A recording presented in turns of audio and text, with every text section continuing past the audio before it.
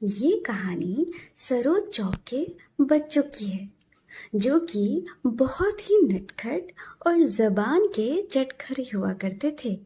उनके माँ बाप अक्सर उनसे परेशान हो जाते थे क्योंकि उन्हें घर का पौष्टिक खाना बिल्कुल पसंद नहीं था। जोर जबरदस्ती से उन्हें खाना खिलाना पड़ता। रोज अलग अलग बहाने किया करते। उन्हें केवल बाहर का खाना ही पसंद था, जैसे बर्गर, पिज्जा, आइसक्रीम, अन्य तरह की चीजें। उन्हें इन सब चीजों की आदत लग चुकी थी। उनके माँ बाप बहुत ही चिंतित हुआ करते थे क्योंकि इससे उनकी तबीयत खराब हो सकती थी, पर वो अपने माँ बाप की कहाँ सुनते। उनकी परेशानी का एक बड़ा कारण था गोपाल। गोपाल एक रसोइया था जो शाम के वक्त अपने ठेले में लिए पिज्जा और बर्गर लाता था और बच्चे उसके खाने के दीवाने हुआ करते थे। खाना देखने में तो बड़ा ही स्वादिष्ट था, पर असल बात तो कुछ और ही थी। पिज्जा और बर्गर मैदे से बना होता था। बासी बचे खुचे सब्जियां उसमें डलती थी और टमाटर की चटनी की जगह पर रंग डले हुए चटनी हुआ करते थे। पर ये सब बातें बच्चों को समझ ही नहीं आती थी कि गोपाल सिर्फ कमाई के लिए ये सारी चीजें बेचता है। बच्चे रोज शाम को उसकी राह तकते। बच्चे अपने माँ बाप से जबरदस्ती पैसे लिए शाम को गोपाल की ठेली पर पहुंच जाते और वहां बच्चों की भीड़ इकट्ठा हो जाती। उस चौक में बच्चों का एक झुंड भी हुआ करता था, जिनमें पिंकी, बबलू और सोनू हुआ करते थे। सभी बच्चों से वे तीनों ज्यादा ही नटखट थे और बहुत ही जिद्दी थे, जो अपने माँ बाप की बात कभी नहीं मानते, अपनी बात पर अड़े रहते थे। उनके माँ बाप उन्हें अक्सर डांटा करते। वे उनसे बहुत परेशान हो चुके थे। शाम का वक्त होता है। पिंकी, बबलू और सोनू आपस में बातें करते हैं। वहीं पिंकी कहती है, अरे सोनू, बबलू, गोपाल काका अब तक क्यों नहीं आए? अब तक तो उन्हें आ जाना चाहिए था। मैंने तो आज सुबह ही पैसे ले लिए थे पिज्जा खाने के लिए। मुझे तो सोच कर ही भूख लग रही है। मैं तो खेलने के बहाने से बाहर आ गई, पर काका तो आ ही नहीं रहे। फिर बबलू कहता है, पिंकी तुम सही कह रही हो, मुझे भी बहुत भूख लगी है। मैंने तो माँ से कितना डांट खाया, फिर बाद में उन्होंने पैसे दे ही दिए। फिर वही घिसी पिटी बातें मुझे समझाने लगी थी, बाहर का मत खाओ, बाहर का मत खाओ, बीमार पड़ जाओगे, बीमार पड़ जाओगे। मुझे तो समझ ही नहीं आता कि वो हरी सब्जियां खा के कोई कैसे जी लेता है। मुझे तो बिल्कुल ही नहीं पसंद। माँ तो समझती ही नहीं है, और बाबा, उनको तो मैं कुछ बोल ही नहीं सकता क्योंकि वो तो माँ की ही सुनेंगे। अब मैं बच्चा कहाँ रहा, मैं तो बड़ा हो गया हूँ। पता नहीं क्यों वो मुझे मेरी मर्जी का करने ही नहीं देते। कितनी बार समझाऊं कि मुझे घर का खाना बिल्कुल नहीं पसंद, फिर भी वो नहीं समझते। उफ, अब गोपाल काका कब आएंगे, मुझे तो समझ ही नहीं आ रहा। उधर सोनू भी भूख से तड़प रहा था और फिर वो बोलता है, तुम लोग ठीक ही कह रहे हो। हमारे मम्मी पापा तो समझते ही नहीं हैं। मेरे तो पेट में चूहे कूद रहे हैं और डांस कर रहे हैं। मुझे तो पिज्जा और बर्गर इमेजिन हो रहा है। सोच कर ही मजा आ रहा है। कितना भी खा लो, मन ही नहीं भरता है। अरे अरे, वो देखो, गोपाल काका आ रहे, दूर से देखो वहाँ। मेरे प्यारे बच्चों, आ जाओ, आ जाओ। तुम्हारा ध्यान किधर है? पिज्जा की थैली तो इधर है। आ जाओ, आ जाओ, लजीज पिज्जा खाने बच्चों, जल्दी आ जाओ। इधर बच्चे भागते हुए गोपाल के ठेले के पास आ जाते हैं। देखते ही देखते भीड़ उमड़ आती है। बच्चे मजे से पिज्जा का लुफ्त उठाते हैं और गोपाल की तारीफ करने लग जाते हैं। गोपाल मन ही मन बहुत खुश हो जाता है। कुछ ही देर बाद वहाँ एक बूढ़ी अम्मा आ जाती है और मन ही मन कहती है, अरे देखो तो कैसे बच्चे खा रहे हैं। ये नादान तो ये भी नहीं जानते कि ये इनके सेहत के लिए कितना बुरा है। भले ही ये खाने में स्वादिष्ट हो, लेकिन इनकी सेहत के लिए तो ये हानिकारक है। अब मैं इन्हें कुछ समझाने जाऊं तो मुझे तो पागल बूढ़ी अम्मा ही कहेंगे ये लोग। और ये गोपाल अपने फायदे के लिए बच्चे को नुकसान पहुंचा रहा है। इसे तो इस चौक में आने ही नहीं देना चाहिए। अरे ओ बूढ़ी अम्मा, क्यों खड़ी हो मेरी दुकान के सामने? मेरे बच्चों को आने दो, उन्हें पिज्जा का लुत्फ उठाने दो।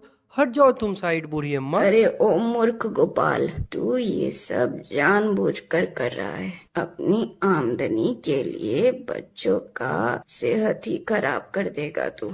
अरे बूढ़ी अम्मा, ये सब क्या बोल रही हो तुम? हट जाओ मेरे दुकान के सामने से, मुझे मेरा रोजगार करने दो। अरे तुझे रोजगार ही चाहिए तो कुछ अच्छा करना। ये खाना बेचकर तू बच्चों को बीमार कर देगा। मैं खाना बेचकर बच्चे को बीमार नहीं, बल्कि बच्चे को तंदुरुस्त कर दूंगा, क्योंकि पिज्जा में रहती है चीज, बटर, जिससे बच्चे के तन बदन में तंदुरुस्ती आती है। तुझे नहीं समझ आएगा बूढ़ी अम्मा। अब मैं बूढ़ी ठहरी, इनको समझाने जाऊंगी तो ये तो मेरा मजाक ही बना देंगे ना। मेरी बातें तो इनको समझ ही नहीं आएंगी। पर तू तो समझदार है, ये सब क्यों करता है तू? अम्मा, मेरे घर में कमाने वाला सिर्फ और सिर्फ मैं ही हूँ, और मैं इस ठेली की मदद से पूरा घर चलाता हूँ। मेरे घर में भी मेरे बच्चे हैं जो मेरा इंतजार करते हैं हर शाम। अब तू ही बता अम्मा, अगर मैं बेच कर ठेले से पैसा नहीं कमाऊंगा तो उसे खिलाऊंगा क्या? और तो और पिज्जा बर्गर तो कुछ गलत चीज है नहीं जो तू ऐसे बोल रही है। लगता मैं तो जहर बांट रहा हूँ। ऐसा नहीं है अम्मा, तुझे वैसे समझ नहीं आएगा इसकी टेस्ट का, क्योंकि तू खाने वाली दाल रोटी पुराने जमाने की औरत।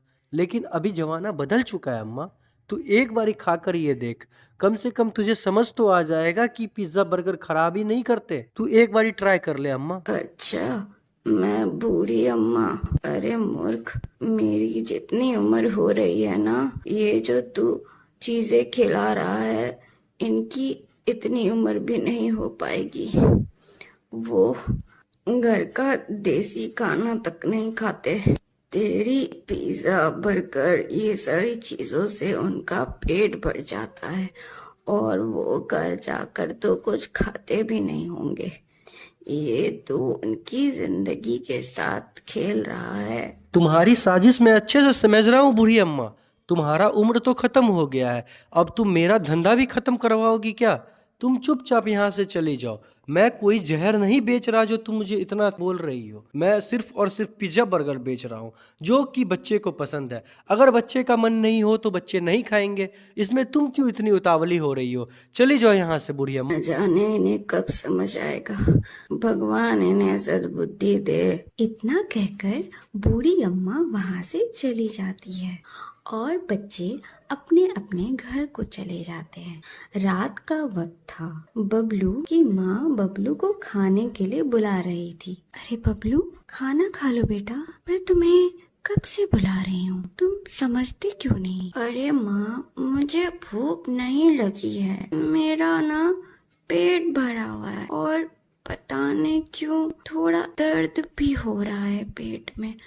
मुझे भूख नहीं लगी माँ, तुम खा लो ना। और बाबा पूछेंगे तो उन्हें भी कह देना कि मैंने खा लिया है खाना। तुम प्लीज संभाल लेना।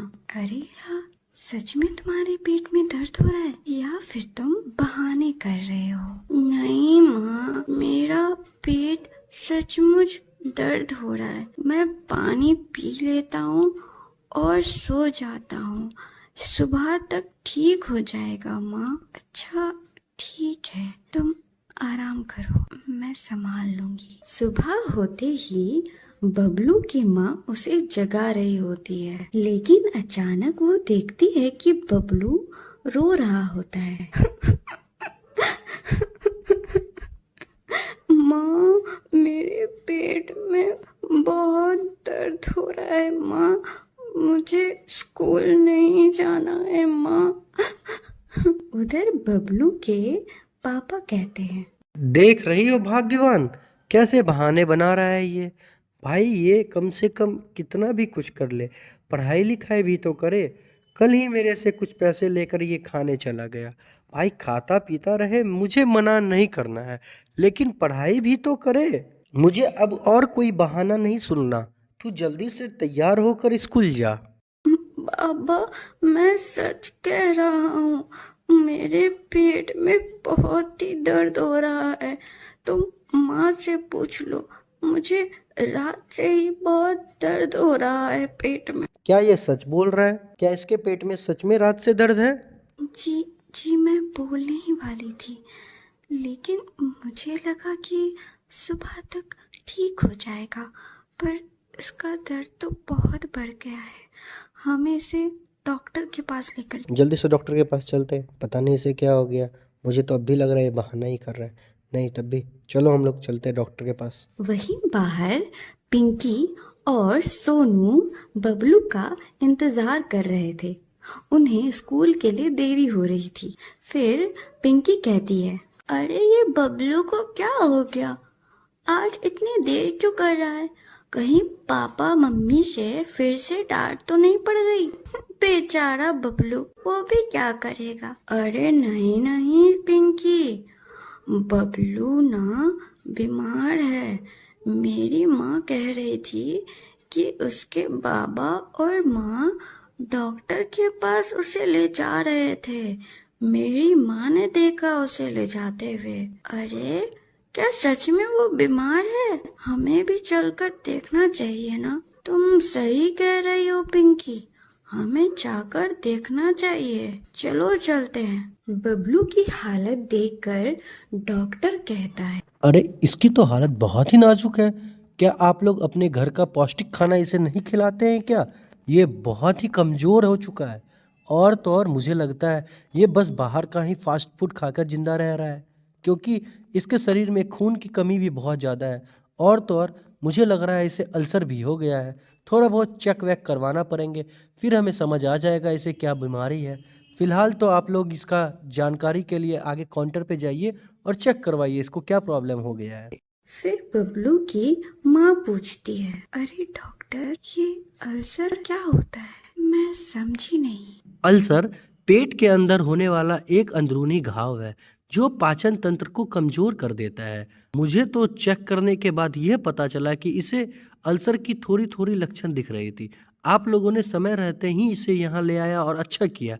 मैं तो आप लोगों को यही सलाह दूंगा कि इसे घर का हाइजीन वाला खाना खिलाइए, तभी ये सेफ और सुरक्षित रह सकता है। अरे डॉक्टर साहब, ऐसा मत कहिए, हम बड़ी उम्मीद से आपके पास आए हैं। मैं अब इसका पूरा ध्यान रखूंगी, ये कभी बाहर का नहीं खाएगा।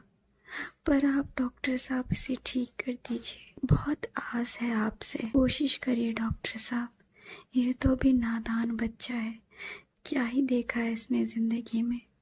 अब से बाहर का कभी नहीं खाएगा। आप बस इसे कैसे भी ठीक कर दीजिए डॉक्टर साहब। मैं आपके हाथ जोड़ती हूँ। अरे अरे अरे, ये सब करने की ज़रूरत नहीं है। मेरे से जितना हो पाएगा मैं उतना ज़रूर करूँगा। और तो और अब मुझे जितना करना है मैं तो करूँगा ही, लेकिन अब इसे भी ध्यान रखने की ज़रूरत है। इसे सुबह उठकर एक्सरसाइज और थोड़ा थोड़ा दौड़ धूप भी करना है, जिससे इसकी तंदुरुस्ती बढ़ेगी।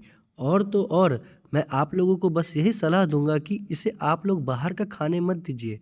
और तू भी बेटा बाहर का मत खाइयो, नहीं तो फिर यहाँ आने के लायक भी नहीं बचेगा तू, क्योंकि उस पिज़्ज़ा बर्गर में बहुत ज़्यादा केमिकल रहती है, जिससे तुम्हारा तबीयत फिर से ख़राब हो सकता है। मैं आशा करता हूँ कि तू अपने माँ बाप का बात इस बार मानेगा। और अब आप लोग इसे ले जा सकते हैं। पिंकी और सोनू भी वहाँ मौजूद होते हैं। वे सब भी डॉक्टर की बातें सुन रहे होते हैं। वे लोग बहुत ही डर जाते हैं। बबलू की हालत उनसे देखी नहीं जाती। उन्हें भी अपनी चिंता होने लगती है कि शायद उनका भी हाल बबलू जैसा हो जाएगा। वक्त रहते ही उन्हें भी सुधर जाना चाहिए, ये बात का एहसास उन्हें हो चुका था। बबलू की माँ बबलू को घर ले आती है और फिर बबलू को समझाती है, बेटा बबलू, ये सब हम तुम्हारे लिए ही तो कर रहे हैं। अब तुम्हें एहसास हो गया होगा, मैं तुम्हें हमेशा समझाती थी, तुम्हारे पापा कितना तुम्हें डांटा करते पर तुम्हें समझ ही नहीं आता था।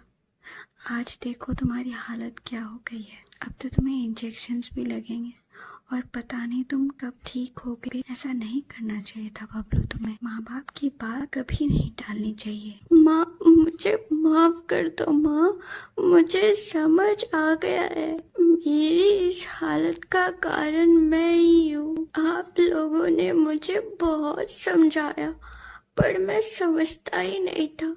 पिंकी और सोनू की तरह जिद्दी बन चुका था, इसीलिए भगवान जी ने मुझे सजा दे दी, आप लोगों की बात ना मानने की सजा। माँ, मैं ठीक हो जाऊंगा ना माँ, मैं कभी बाहर का नहीं खाऊंगा, आई प्रॉमिस। पर मैं ठीक हो जाऊंगा ना माँ, बोलो ना माँ। अरे बेटा, रोते नहीं, आप ठीक हो जाओगे। ईश्वर पर भरोसा रखो और सच्चे मन से प्रार्थना करो। मुझे पता है आप ठीक हो जाओगे। अब से आप स्ट्रिक्ट रूटीन फॉलो करना, जो मैं खिलाऊं वो प्यार से आप खा लेना, वक्त पर दवाइयाँ लेना। देखना बेटा, आप जल्दी ठीक हो जाओगे, हम हैं ना आपके साथ। Thank you so much mummy, आप दुनिया के बेस्ट पेरेंट्स हो and I am so sorry कि मैंने आप लोगों का दिल दुखाया। अरे कोई बात नहीं बेटा, अब आपको रियलाइज हो गया है ना।